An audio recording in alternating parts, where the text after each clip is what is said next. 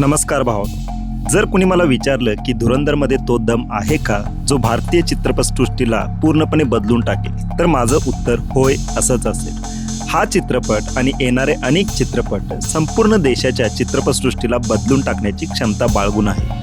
आजचा हा व्हिडिओ त्याच टॉपिकवर आहे. असे कोणते 10 चित्रपट आहेत ज्यांनी भारतीय चित्रपटसृष्टीवर असा प्रभाव टाकला की त्यानंतर येणाऱ्या सर्व कंटेंटला त्यानुसार बदलावं लागलं. आता या चित्रपटांना आम्ही त्यांच्या प्रभावाच्या आधारावर रँक करणार आहोत. आणि घाबरू नका, ही माझी एक वैयक्तिक रँकिंग आहे, त्यामुळे कोणी रागवू नका. हा जो व्हिडिओ आहे तो बनवण्याचा उद्देश या चित्रपटांना सामोरं आणणं आहे. जर तुमचं काही रँकिंग वेगळं असेल तर कमेंट सेक्शन तुमच्यासाठी ओपन आहे, त्याच्यामध्ये तुम्ही मला सांगू शकता. भावांनो, 3 इडियट्स हा चित्रपट जेव्हा 2009 मध्ये रिलीज झाला होता, या चित्रपटानं असा काही ट्रेंड सेट केला ना, त्यानंतर येणाऱ्या सगळ्या कंटेंटला बदलावं लागलं. या चित्रपटानं दाखवून दिलं की 100 नाही, आता 200 कोटी कमाई होऊ शकते. आणि हा चित्रपट 200 कोटी कमाई करणारा पहिला भारतीय चित्रपट ठरला.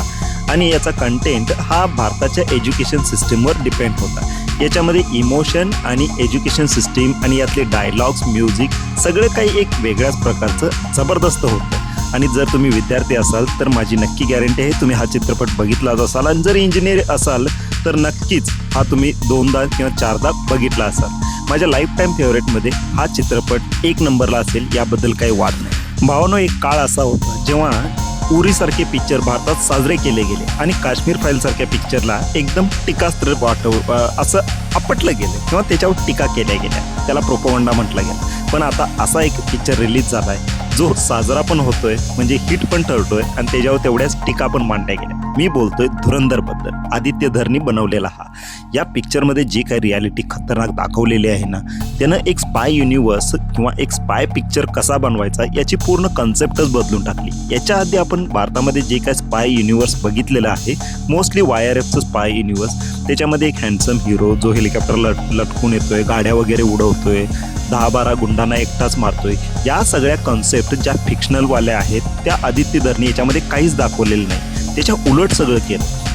एक स्पाय जो बनून गेलेला आहे, भारताचा जो स्पाय आहे, त्याची मानसिक स्थिती कशी असते आणि त्याला काय प्रॉब्लेम तिथं सहन करावे लागतात, हे सगळं या चित्रपटामध्ये दाखवलं गेलं. चित्रपटात असा दबदबा दाखवलाय ना, याचा पार्ट 2 सगळीजण एक्साइटमेंटनं अशी वाट बघतायत.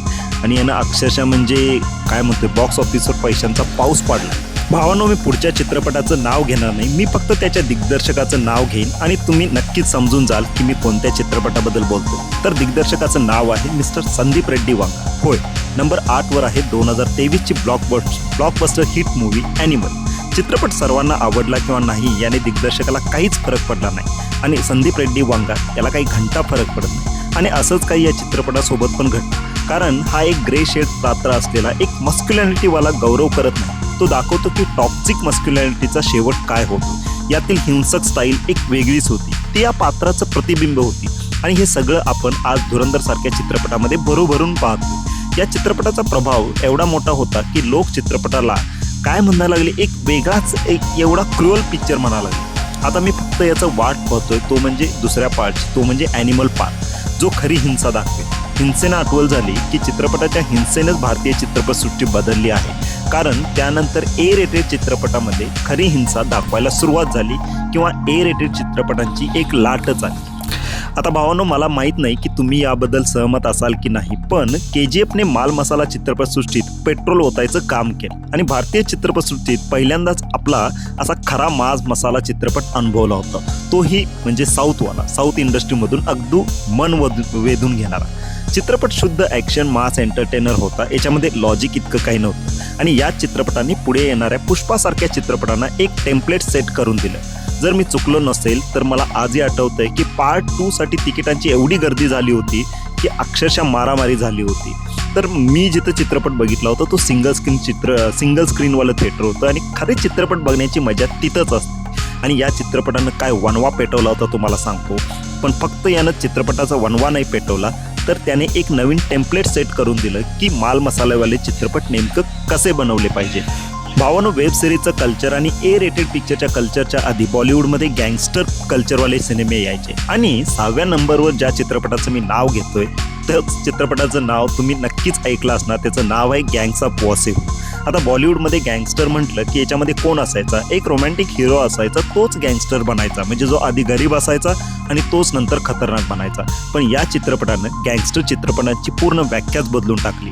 नंबर 6वर येतोय अनुराग कश्यपचं मास्टरपीस डिओलॉजी मूवी गँग्स ऑफ वासेपूर. बघा, खरं सांगतो, हा चित्रपट तुम्ही ज्यावेळी सिनेमा थिएटरमध्ये बघाल त्याचा एक एक्सपिरियन्स वेगळाच होता. आणि या चित्रपटानं एक वेगळाच ट्रेंड निर्माण केला की सुपरस्टार हे ॲक्च्युअलमध्ये नसतात, ते बनले गेले असतात. कारण यामध्ये जे काही चेहरे दाखवले होते त्या चेहऱ्यांना हा चित्रपट रिलीज व्हायच्या आधी लोक कोणालाच ओळखत नव्हते. असं म्हटलं तर त्याच्यामध्ये काय वावगं ठरणार नाही. मग याच्यामध्ये नवाज सर असू दे किंवा रिचा चड्डा मॅम असू दे, पंकज त्रिपाठी सर किंवा हुमा कुरेशी मॅम, हे सगळेच या चित्रपटातून बाहेर पडले. या चित्रपटाने दाखवून दिलं की स्टार पॉवरपेक्षा स्टोरी आणि अभिनयाची पॉवर जास्त असते. सगळ्यात जास्त मेम्स जे काही घेतलेले आहेत ते याच मूवीमधून घेतलेले आहेत असं म्हणायला काय हरकत नाही. आणि म्हणजे गँग्स ऑफ वासेपूर हा एक चित्रपट नव्हता, ती एक चळवळ होती, तो एक ट्रेंड होता, ते एक टेम्पलेट होतं. आणि याने काय झालं की बॉलिवूडला धाडसी बनवलं. तुम्ही काहीतरी वेगळं करू शकताय हे दाखवून दिलं. भावानं 2022मध्ये जेव्हा RRR चित्रपट आला होता तेव्हा त्याने बॉक्स ऑफिसच नव्हे तर जागतिक इंडस्ट्रीची पूर्ण नजर भारताकडे वळवली होती. SS राजामौलीची ही फिल्म फक्त सिनेमॅटिक स्पेक्टॅकल नव्हती, ती एक सांस्कृतिक घोषणा होती. मी 3 प्रकारे स्पष्ट करेन. पहिला, एक सर्वात मोठा महत्त्वाचा मुद्दा, जागतिक मान्यता म्हणजे वर्ल्ड वाईड याचे ॲक्सेप्टन्स.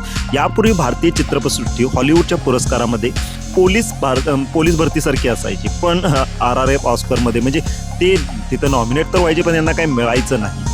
पण नाटू नाटू सॉन्गला जागतिक राष्ट्रगीत असं म्हणण्यासारखं त्याला एक पुरस्कार मिळाला. दुसरा मुद्दा, पॅन इंडिया ब्ल्यूप्रिंट, म्हणजे ह्यानं सुद्धा एक टेम्पलेट दिलं की नेमका चित्रपट कसा बनवायचा, फक्त भारतातच नाही तर पूर्ण जगाने बघावा असा याला. त्यानंतर आपण काय म्हणू, RRRने त्या रस्त्यावर एक फॉर्म्युला 1 सुपर कार चालवल्यासारखं हा पिक्चर हिट बनवला. कच्चा भावनिक चित्रपट जो तुमच्या हृदयाशी थेट जोडला गेला. RRR तो चित्रपट होता ज्याने दिग्दर्शकांना जागतिक स्तरावर जाण्याचं धैर्य दिलं. आणि मला माहिती आहे यामुळे अनेक चित्रपट आता भारतातून जागतिक स्तरावर गेलेत. अगदी राजामौली सरांची पुढची मूवी जागतिक जाणारी आहे ज्याचं नाव आहे वाराणसी. भावानं, पुढच्या चित्रपटाचं नाव सांगायच्या आधी मी त्या दिग्दर्शकाचं, ॲक्टरचं, लेखकाचं नाव सांगेन ज्याचं नाव आहे ऋषभ शेट्टी. आपली संस्कार, आपली संस्कृती, आपलं कल्चर, आपला धर्म त्यांना दाखवायचं एवढं प्रेम आहे जे त्यांनी कांतारामधून दाखवून दिलं. आणि कांतारा या चित्रपटानं हे प्रूव्ह केलं की तुम्ही जर चित्रपट योग्य पद्धतीनं बनवला, भले त्याचं बजेट कमी असू दे, पण तुमची जर स्क्रिप्ट ओके असेल आणि भले तुम्ही छोट्या छोट्या स्टोरी, तुमची गावची स्टोरी जरी योग्य पद्धतीनं दाखवला तर तो चांगला बिझनेस करू शकतो. आणि तिथून पुढं एक वेगळीच लाट निर्माण झाली. आणि बघा, याच्यामध्ये आपण प्रगती बघू शकतो. कांतारा 1चं बजेट आणि कांतारा 2चं बजेट याच्यामध्ये जमीन आसमानचा फरक आहे. आणि फक्त बजेटच नाही तर याची पूर्ण सिनेमॅटोग्राफी असू दे किंवा ॲक्टिंग, सर्व रेंजमध्ये हा चित्रपट सरस ठरलेला आहे. भावानं, भारतीय चित्रपटसृष्टी ही 2 भागामध्ये विभागली गेली आहे असं म्हटलं तरी चालेल. एक बाहुबली रिलीज व्हायच्या आधी आणि एक बाहुबली रिलीज झाल्याच्या नंतर. SS राजामौली सर यांचा बाहुबली रिलीज झाल्यानंतर भारतीय चित्रपटसृष्टी एक वेगळ्याच पद्धतीने इव्हॉल्व्ह झाली. म्हणजे काय झालं, त्याचं आधुनिकीकरण झालं. असं याच्या आधी चित्रपट इंडस्ट्री ह्या वेगवेगळ्या होत्या, पॅन इंडिया स्टार असं काही म्हणण्यात येत नव्हतं. पण जसं काही 2015मध्ये जेव्हा बाहुबली रिलीज झाला त्यानं असा काही म्हणजे एक बॉम्बच फोडला. जबरदस्त भूकंप आल्यासारखं या चित्रपटानं यश चाकलं गेलं. आणि एक प्रश्न सगळ्यांच्या मनात ठेवला, तो म्हणजे काय, कट्टप्पानं बाहुबलीला का मारलं? बाहुबली ही पहिली मूवी ठरली जी पॅन इंडिया संकल्पना घेऊन आली. लोक हे का विचारत होते की कट्टप्पानं बाहुबलीला का मारलं, म्हणजे हा प्रश्न सगळ्यांच्या मनात अक्षरशः म्हणजे दुसरा पार्ट रिलीज होईपर्यंत राजामौली यांनी एक काय ठेवलं, म्हणजे जिवंत ठेवला होता. बाहुबलीने आपल्या भारतीयांना परदेशात एक नवीन प्रतिमा दिली.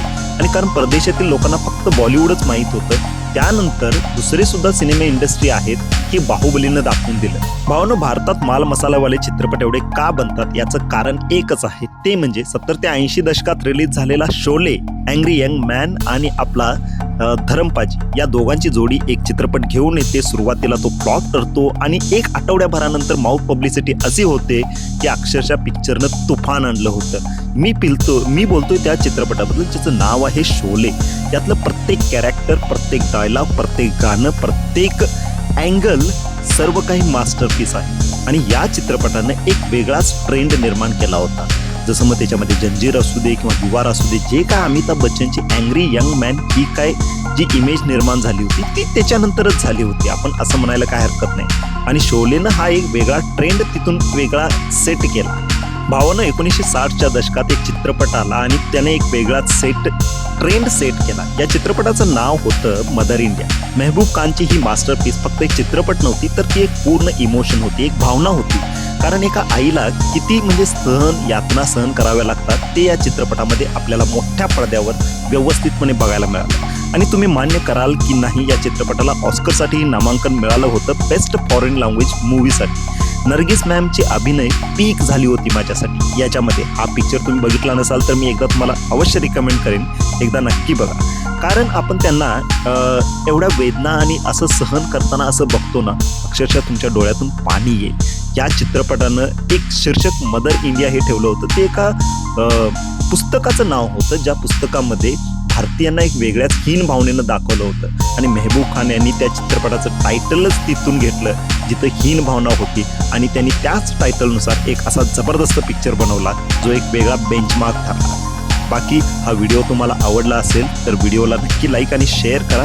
बाकी तुम्हाला काही वेगळं वाटत असेल किंवा तुमच्या दृष्टीनं कुठले वेगळे चित्रपट असतील ज्यांनी एक वेगळा ट्रेंड निर्माण केला तर नक्की मला कॉमेंट बॉक्समध्ये सांगा. आणि अशा व्हिडिओसाठी चॅनलला सबस्क्राईब करा.